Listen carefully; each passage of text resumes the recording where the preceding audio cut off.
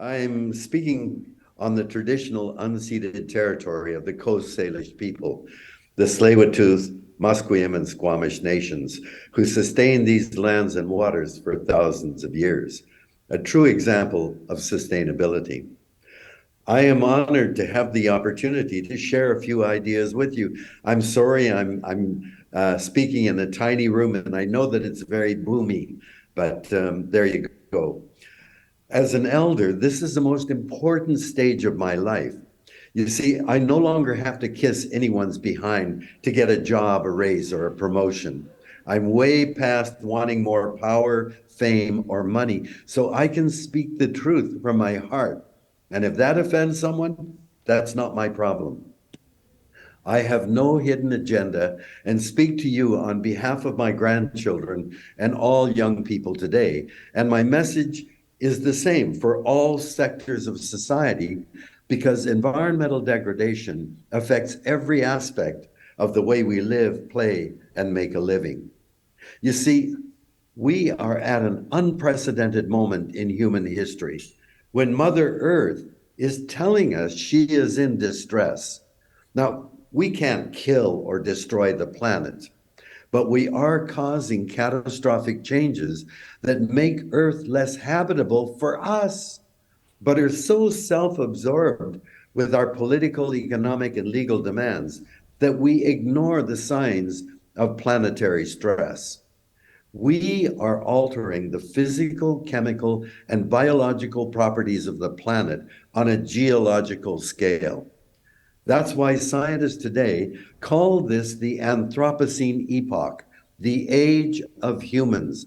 But in the process, we are undermining the very things that keep us alive and healthy: the air, the water, soil, photosynthesis, biodiversity.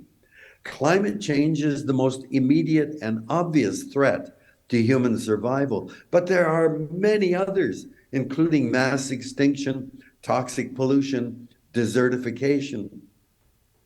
You know, there was a time when we referred to mega storms, to floods, forest fires, drought, and hurricanes as acts of God or natural disasters. But now we know they are not natural or acts of God, they are man made.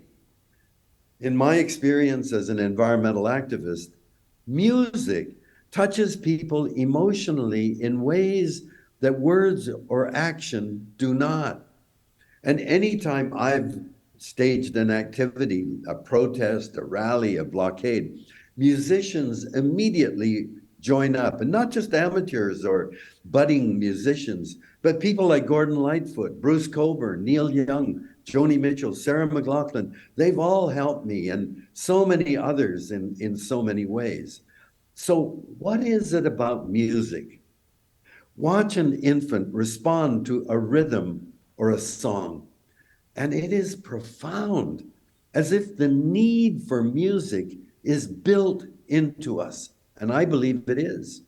And when I think of the music in crowds fighting apartheid in South Africa, the segregation protests in the United States, the peace movement, anti-Vietnam forces, I remember We Shall Overcome, Imagine, We Will Rock You, The Times They Are A-Changing, Universal Soldier, songs that lifted our spirits and energized our bodies. We need an anthem for Mother Earth. How about Neil Young's latest, Love Earth? How did we get to this unprecedented moment in history?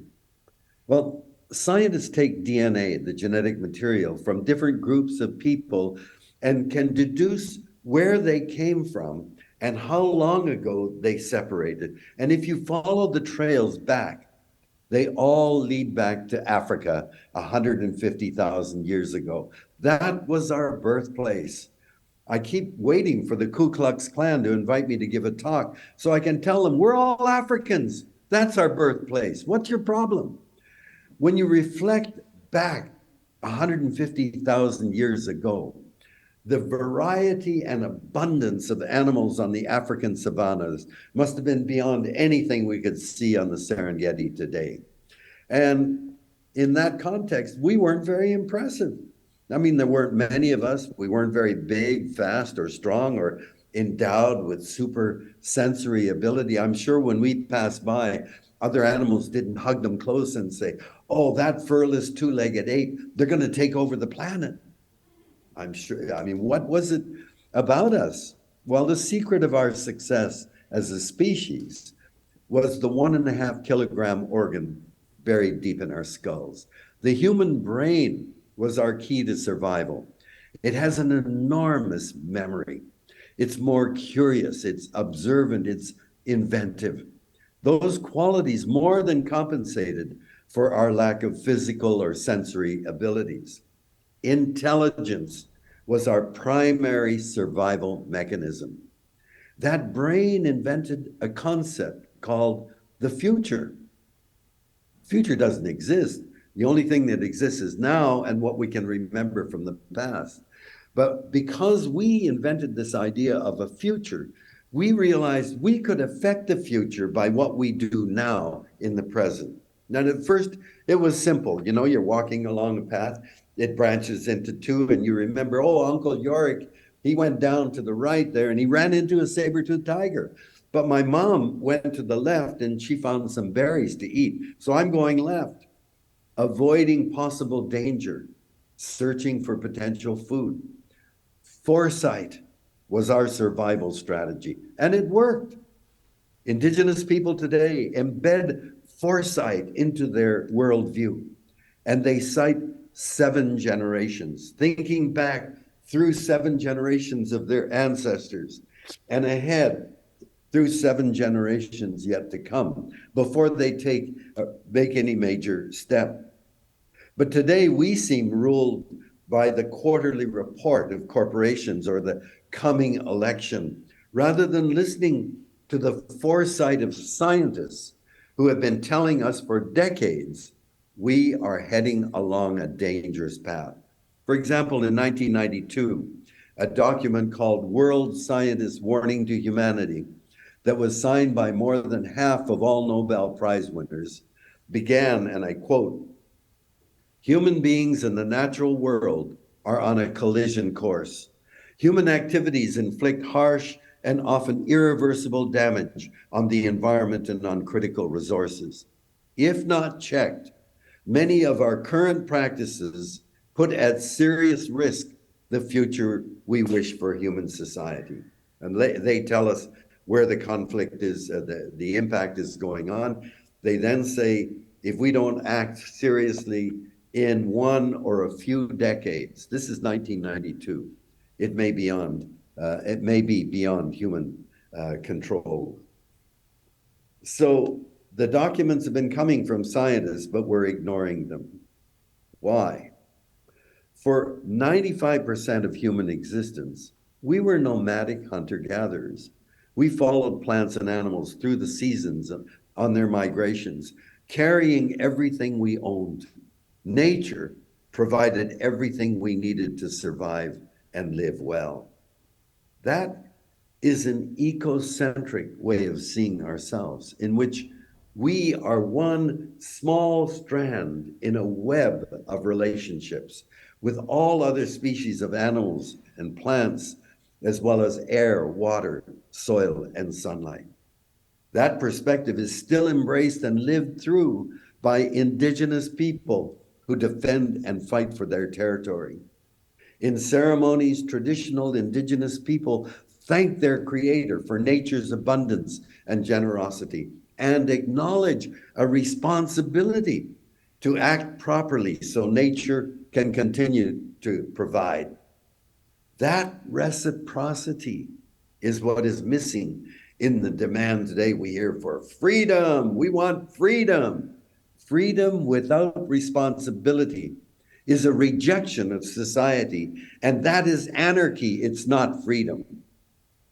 The agricultural revolution 10,000 years ago changed the course of history. With a reliable source of food, we no longer had to wander. We could settle in one place. We could construct permanent structures that became homes, then settlements, villages, and towns. As clusters of people grew, they could specialize Some became ranchers, farmers, tool makers, carpenters, hunters, teachers, and no doubt politicians and musicians. As villages grew, religions arose to provide rules to guide our behavior, to inculcate values and give purpose and meaning to our society. Oops, I've just done something very, very bad here. And that is,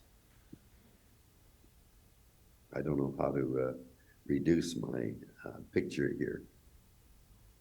As villages grew, okay, and but in the process, as we developed religions, it suggested that somehow we are different from other animals. We are special because we are self-aware and intelligent. 6 centuries ago, during the Renaissance, we had an explosion of human thought. Francis Bacon said, "Scientia potestas est." I studied Latin for 4 years. It's the only time I get to use Latin. Knowledge is power.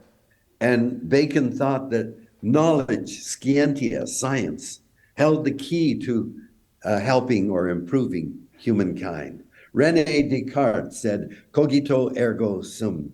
I think, therefore I am. And he elevated then the mind, that key to our survival. The mind became everything beyond the body itself. And Isaac Newton, the great physicist and mathematician, he saw the universe as an immense clockwork mechanism, a mechanical thing, and said we can understand that mechanism if we study the parts, the springs, the cogs, the wheels. We can, if we study enough parts, then we can put those parts all back together again, and we can get an explanation for the universe. This is called reductionism. Focus on parts with the assumption they could be fit together and explain the whole thing. It's a powerful approach, but in focusing on nature, we become blind to the interactions of the part that we're studying with the whole rest of nature. For example, Paul Miller discovered in the 1930s that DDT kills arthropods, including insects. And studies were done in flasks, in growth chambers, in open farmers' fields. And sure enough, they kill insects. They don't seem to affect mammals. And so DDT began to be used by farmers in massive amounts. And in 1948, Mueller won a Nobel Prize for his work. But people began to notice birds are disappearing, especially eagles. And biologists tracked it down and discovered something they didn't even know existed, called biomagnification. Spray DDT in parts per million, microorganisms absorb them, they're not killed, they're eaten by bigger organisms, and at each level up the food chain, you concentrate it. So by the time you get to the fatty tissue in the shell glands of birds or in the breasts of women, you've concentrated DDT hundreds of thousands of times. Scientists, by focusing, couldn't see what the long-term impact of DDT would be. Then 3 centuries ago, the Industrial Revolution began, and the ecocentric way of seeing the world gave way to an anthropocentric way. That is like a pyramid with humans on top, and everything below was for us. That's our relationship with the natural world now. This is the way that we've now come to see ourselves living. And human ingenuity seemed to justify this sense of our specialness and our domination of the planet, because now, by thinking we could invent things that allowed us to do things way beyond what any biological creature could do, that went far beyond the constraints of any laws of nature. We could create microscopes that would discover a world of life in a drop of water. We invented telescopes that let us peer to the very edge of the universe. Machines could work tirelessly around the clock, move enormous weights, dig through the Earth's crust, travel faster than the speed of sound, dive to the deepest oceans. We could escape gravity and live in outer space.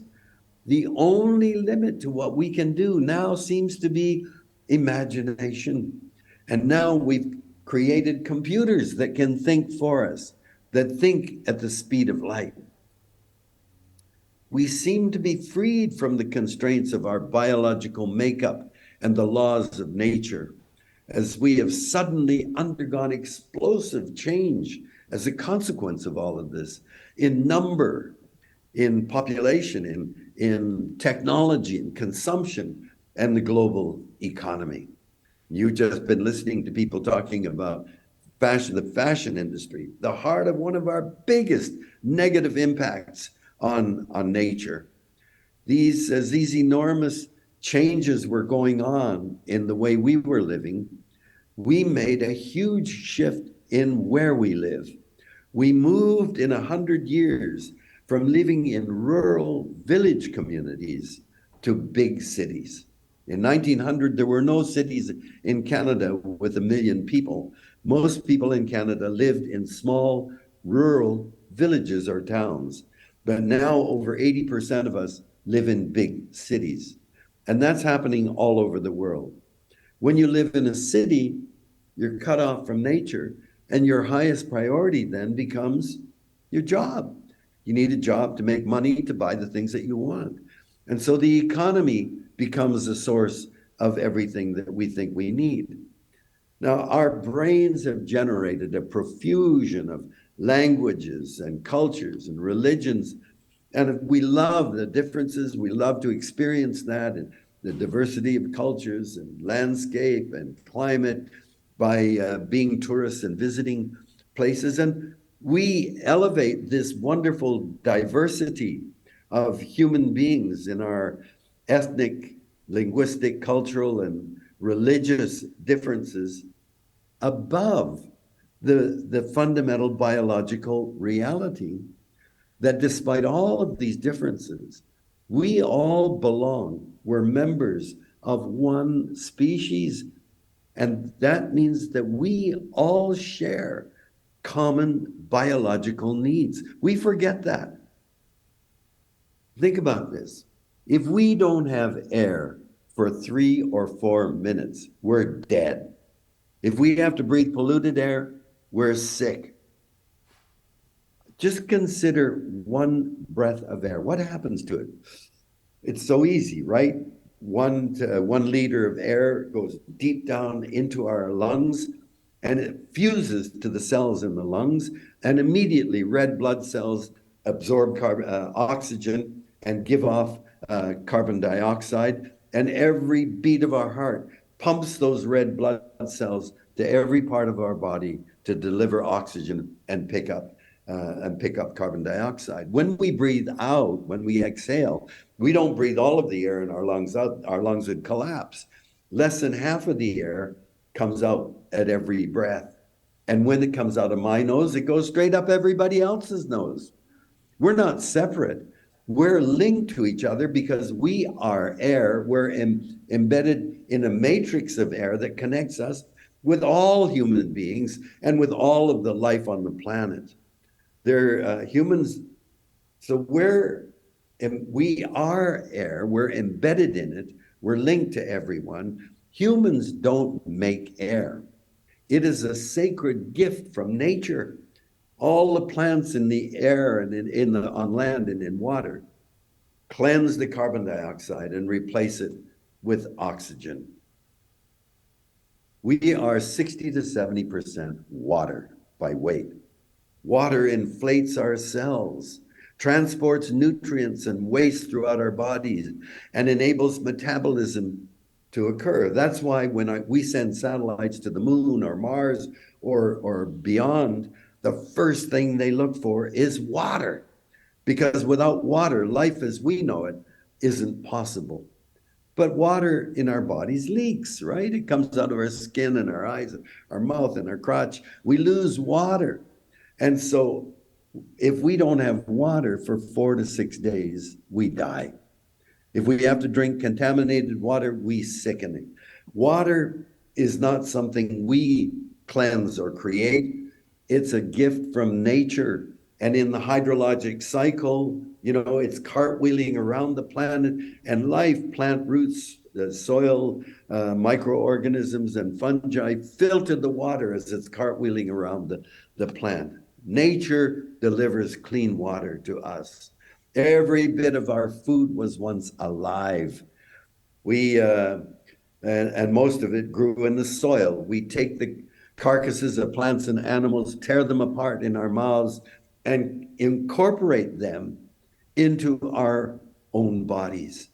We are made up of the food that we consume. If we don't have food, well, we can go a lot longer, 4 to 6 weeks, but we will die. And contaminated food, we sicken.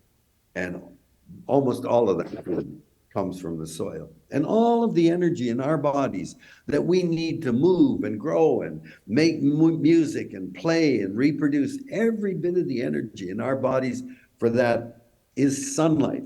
Sunlight captured by plants in photosynthesis, converted into chemical energy. We then get it by eating the plants or the animals that eat the plants.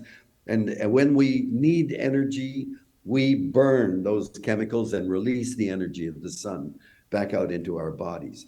Those are the elements: earth, air, fire, and water, and the diversity of all life on earth that are the web that we live within.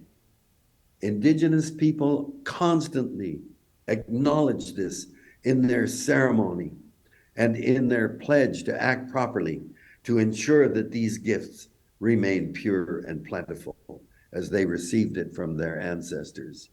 But we have become so self-absorbed that we have created systems that we pay far more attention to than this reality: economic, legal, political systems. Laws define property and human rights. But where in our legal system is the right of a bird to live its life as it evolved to live, of a forest to exist as a community of organisms, or a river to flow as it has for millennia? What the hell? Who do we think we are that we can give rights to everything else on the planet? Our laws demarcate borders around countries, around provinces and cities and property, but the invasion of Ukraine by Russia shows there's nothing sacred about those borders. And nature doesn't care about the borders either.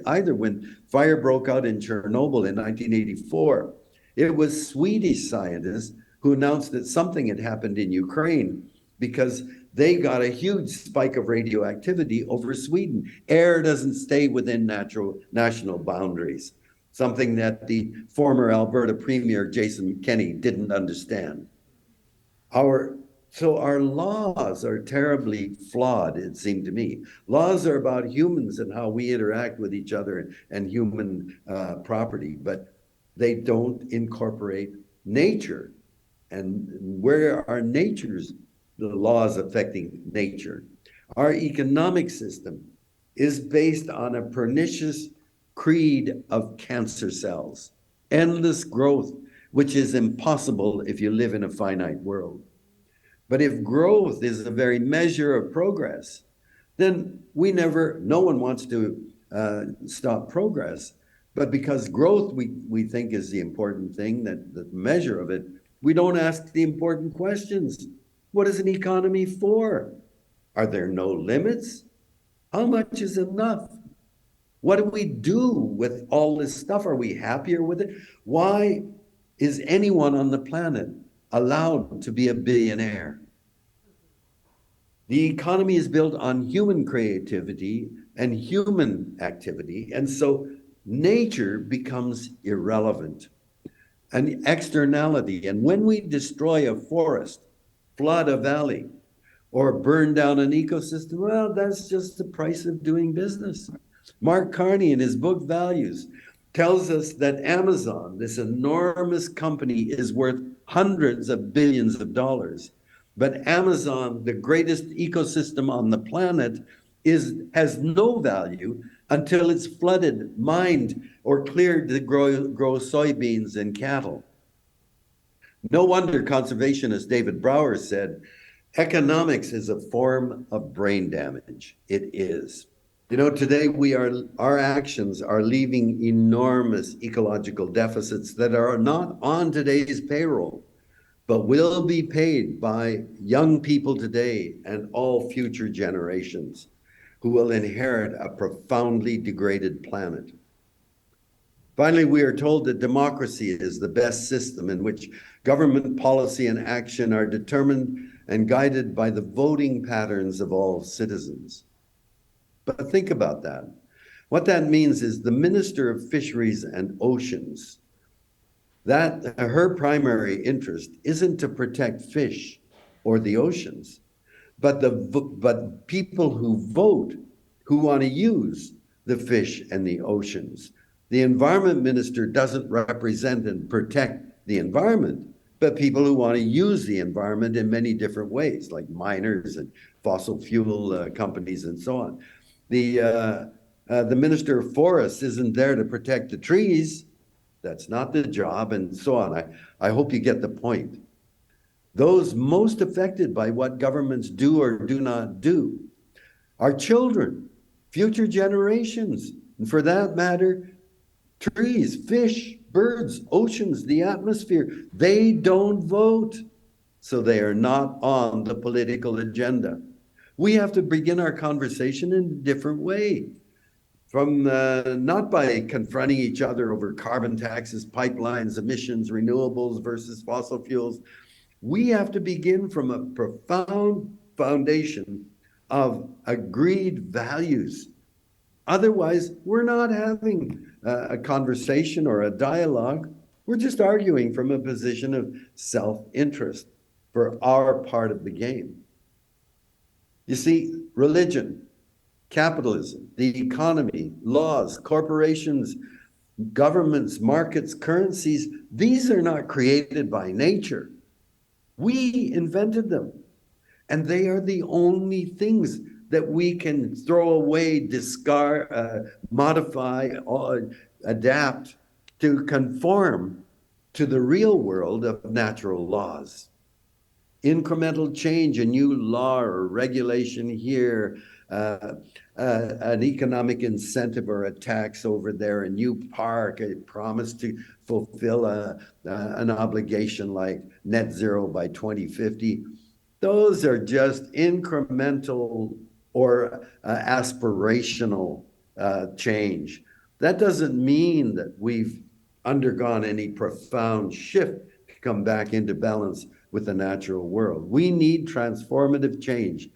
That means switching to more humble ways, from supercomputer consumers to restorers of nature's generosity, from the focus on the next election or quarterly report to the perspective of 7 generations.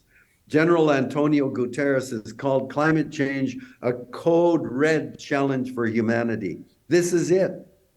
Yet 2 days after Guterres said any further investment in fossil fuel infrastructure is moral and economic madness. 2 days after he said that, the federal government approved the multi-billion-dollar Bay du Nord projects off Newfoundland. And a week later, Chrystia Freeland announced a $10 billion interest-free loan to the Trans Mountain Pipeline. The opportunity today is that there are still people who live through ecocentric values, who fight for their territory because it is everything to them, and they have a responsibility to protect that territory. Of course, I'm speaking of Indigenous people all over the world, the only people with a track record of living in place sustainably for thousands of years. No corporation or government can claim that for even a decade. We settlers have to rediscover Indigenous values in order to shape our policies, our strategies, and our actions. Every aspect of the way that we live, including after the World War II. My family was impoverished because we'd been imprisoned for the duration of the war and then kicked out of British Columbia. And we were very poor. I have always worn denim, blue jeans, because denim wears like iron. And today I walk around and I see people who are paying hundreds of dollars for blue jeans that are already ripped to shreds. What the hell is this? Is that what fashion leads to? When you wear a pair of pants like that, it's telling you, I don't give a shit about the planet. I don't care about how this denim was made. And when I'm done with this fashion, I'm going to throw it in the garbage. What the hell? Indigenous people have survived on the accumulated wisdom and knowledge acquired through observations, conjecture, mistakes, failures, evident experience that has been critical for survival. What Indigenous people offer is not the solutions, but the way they perceive our relationship with nature that guides and shapes their actions and the ways they live. That's what we have to learn to do. I'm always amazed that despite all that has been done to stamp out Indigenous people and their cultures, they continue to be willing to teach and share with us. They tell me over and over, we're all in the same canoe.